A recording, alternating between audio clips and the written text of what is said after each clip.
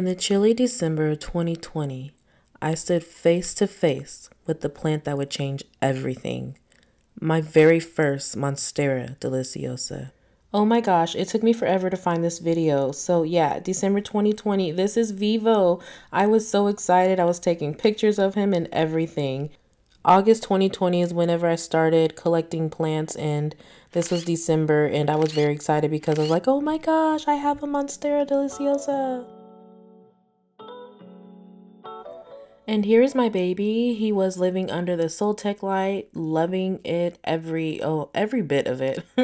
He was, well, here he does look big. It's very interesting to see because he's much bigger now than this, but he was loving that area. I did ended up moving him to another corner, which I will show briefly, because he was outgrowing this area. That's how well he was doing. But I was like, okay, it's time to move you. But as you see, most of his leaves were fenestrated, and he was just living his old little best happy self, right near his cousin Monstera Esqueleto on the right hand.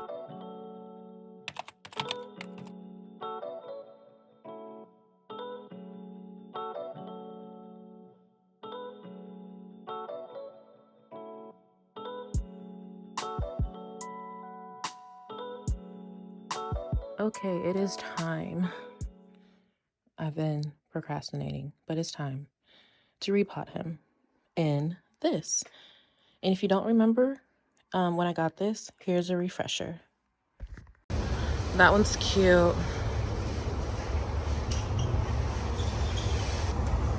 Okay, so I know I said I wanted white, but I really me encanta eso. This color is gorgeous. What, teal, turquoise? Ah, and I just recognized this one. Oh my, they're so pretty.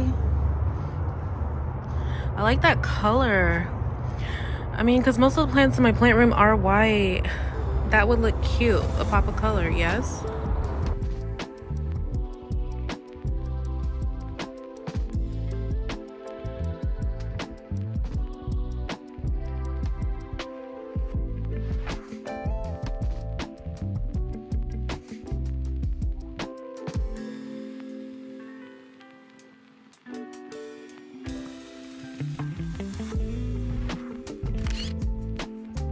The planter is stuck on the thing. Now I have to, oh my gosh, talk to someone. I really don't like talking to associates. I just don't. I don't like talking to people. Hi, I actually need help getting a planter. It's like stuck under the lip. Like I can't pull it out. Yeah.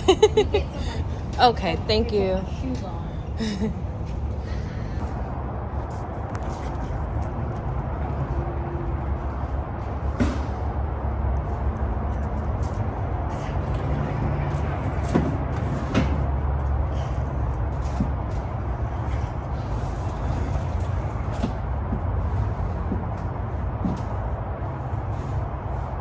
That was a tight fit.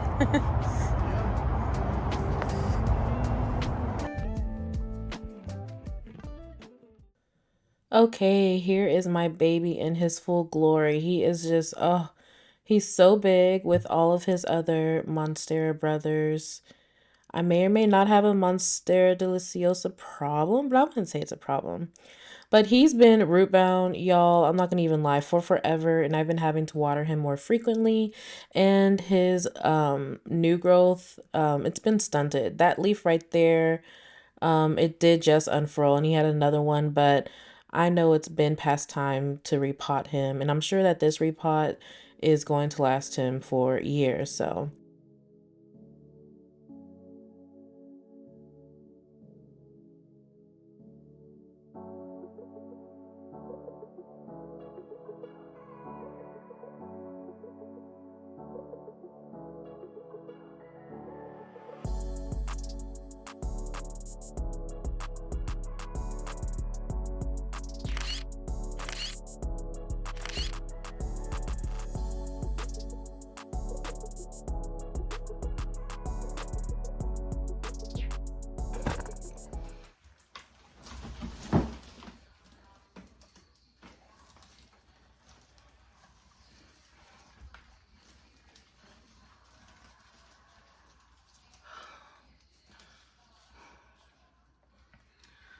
Okay, so my game plan is the soil he's in is completely fine. So I'm literally just going to place him in the blue pot and then backfill around the rest of the planter.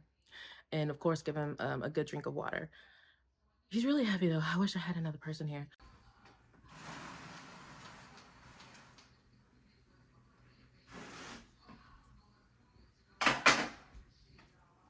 Oh, here's the holes I made.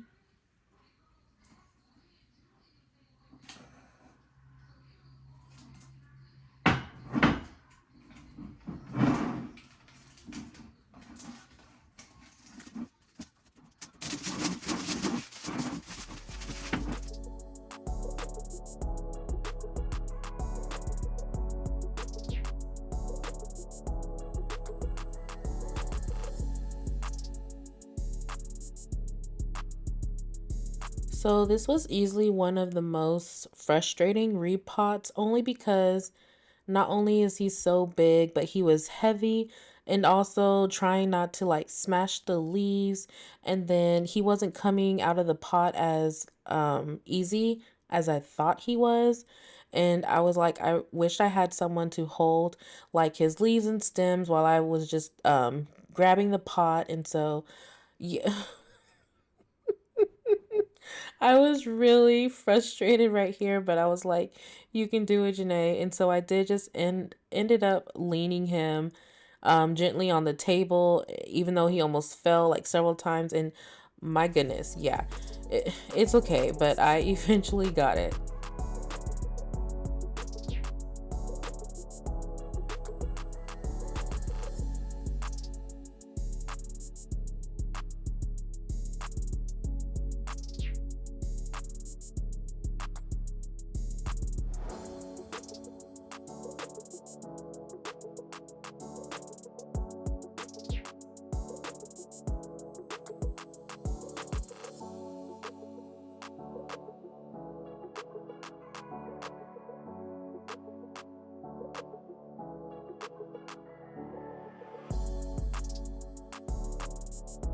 So it literally felt like that took forever. And I was excited when I got him out, and I was like, okay, majority of his roots are nice and healthy. However, yeah, there were some rotted roots, unfortunately, but it's okay. I would say 90% of the roots were good, but you see those black roots right there. So I picked those out and I tried to, of course, remove as much as I could. And I didn't freak out as much because, like I just said, a majority of the roots were healthy. So I was like, it's okay, Janae, it's okay. You should have saw my face, but yeah. But like these roots, yeah, no good.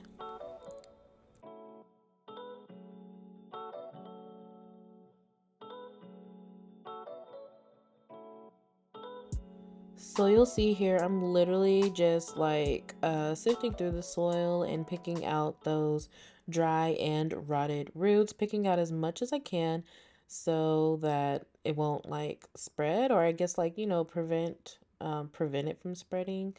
I guess that's what I'm trying to say. But yeah, just picking most of those out and telling myself inside my head like, it's okay, Janae, it's okay. Because like as you saw at the beginning of this video, this is Vivo was my very first Monstera Deliciosa, so he is very, very, very special to me. And if anything were to happen to him, like I will bawl my eyes out. And so I just added some soil to the bottom of the pot, and then in my head I was like, okay, I can just plop him in there. Joke's on me. So if you look at the bottom of the wood stick, yeah, it rotted. And that's also why too I knew I kept having to readjust him sometimes when he was in the pot. I just thought the stick was moving. No, the stick was rotting and like breaking at the end of it. And so I didn't have a stick on hand, so I will be going to the store soon to get another stick to stake him in there with the new stick. But I'm not surprised because he's been, oh my gosh, I've had him staked up on this one for at least minimum 2 years, give or take. However, the one that Mulligan has, He's a little bit bigger than Vivo, but the one that Mulligan has been on around the same time and his hasn't rotted. So I guess it just all depends. So if you are using like stakes like these, wooden stakes, just make sure that they aren't rotted because it can spread. But I did go ahead and I turned the stake upside down, so the rotted part is now sticking up and it's not in the soil, so it can't have like any contact with the roots or anything like that. And then the quote unquote good part is now in the bottom of the soil until I get another one.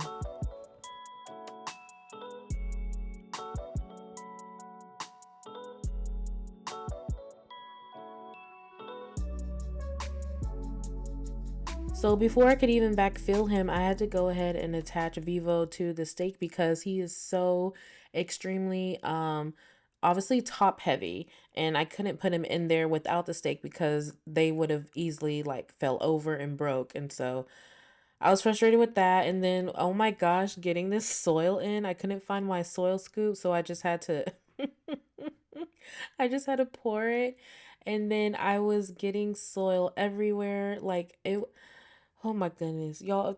If y'all saw me doing this in real time, you probably be laughing at me. But inside, I was beyond frustrated. But I was like, it's okay. It's all gonna end well. And plus, I ran out of soil. Thankfully, I had more, but still, it's like, oh my gosh, I was just not prepared. So yay, good job, Janae. This is my mess I made. But now it's time to go get some more soil, head on over to the media room, and I've been using this soil for, I don't know, the past 4 years or so.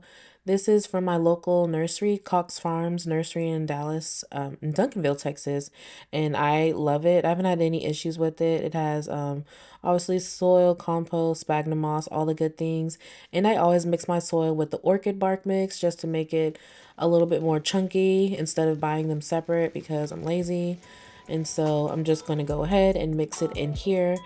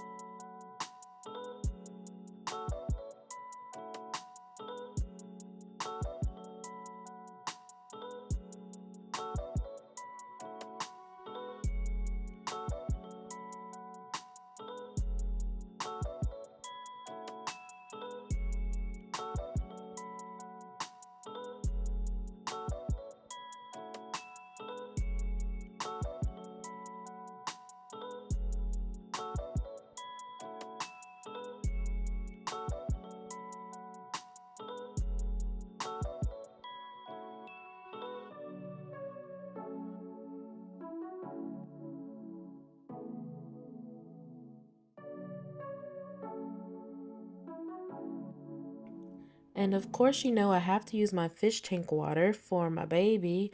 And so I was like, okay, I want him to drain really good. So how am I going to do this? Well, thankfully, I have two of the 5 gallon buckets. And so I'm going to go ahead and set him on top of one of the empty buckets and then water him with the other bucket. And I didn't have that much fish tank water, so I'm going to use the last of the fish tank water and then just use regular water to water him thoroughly.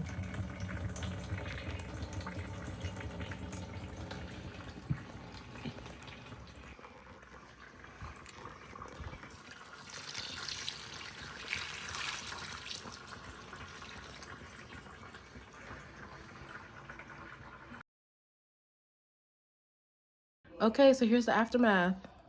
It is 2 days later because life. Um, so I want to clean the leaves, and And he was on there, but his pot is really big. So he's going to have to go on here because it's more stable. So that means I'm going to have to move Mulligan on here, but then he's going to be too big there. And so I'm going to move him just completely somewhere else. And then Vivo's going to have to go there. If that doesn't make sense, just look.